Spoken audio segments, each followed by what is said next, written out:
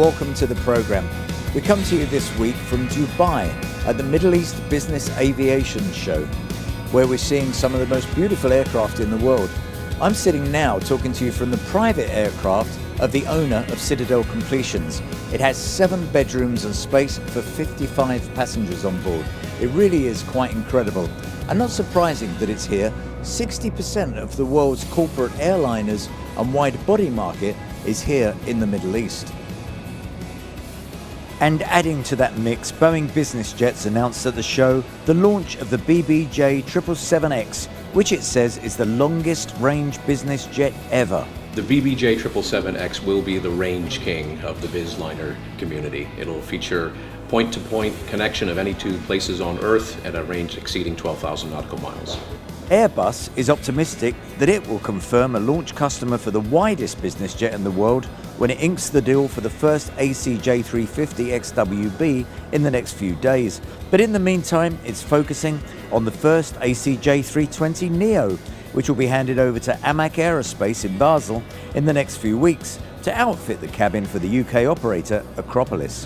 When you are speaking about time to market, you always want to do better, but what is interesting to notice is that if you compare to our direct competition, we were 1 year quicker than the competition. At the opposite end of the market, there was great interest in the Cirrus Vision, the personal jet that was making its Middle East debut at the show.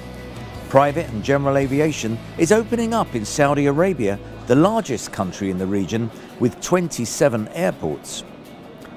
Saudi is predicting a demand for 5,000 pilots over the next 5 years, which was good news for Austrian manufacturer Diamond Aircraft, who completed an order for 60 of its twin DA-42s and single-engine DA-40s for the new CAE-led Saudi National Company of Aviation Academy in Dammam. There were new names in the halls too. It was goodbye Rockwell Collins, hello Collins Aerospace.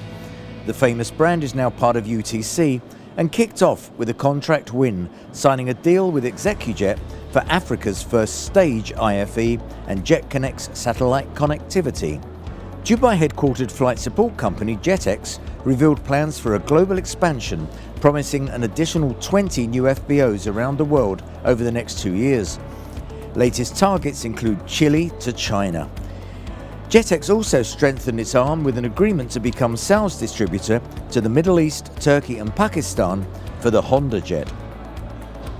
As you might expect, there were plenty of products and services aiming at the luxury end of the market, from watches to food. And please, sir.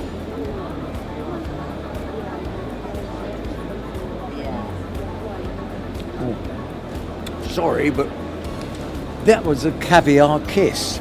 It stems back from the days when it was a caviar royale, when the kings and queens would test their caviar, check the smell and then check the taste.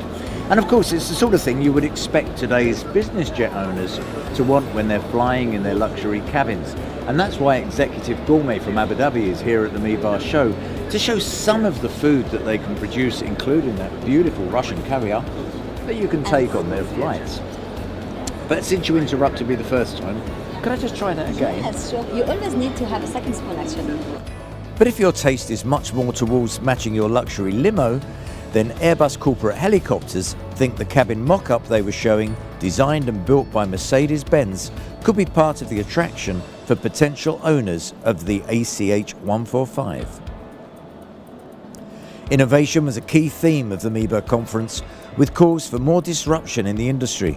While manufacturers were adopting 3D printing and robotics, speakers argued that aerospace could fall behind the curve, being hampered by over-regulation and conservatism.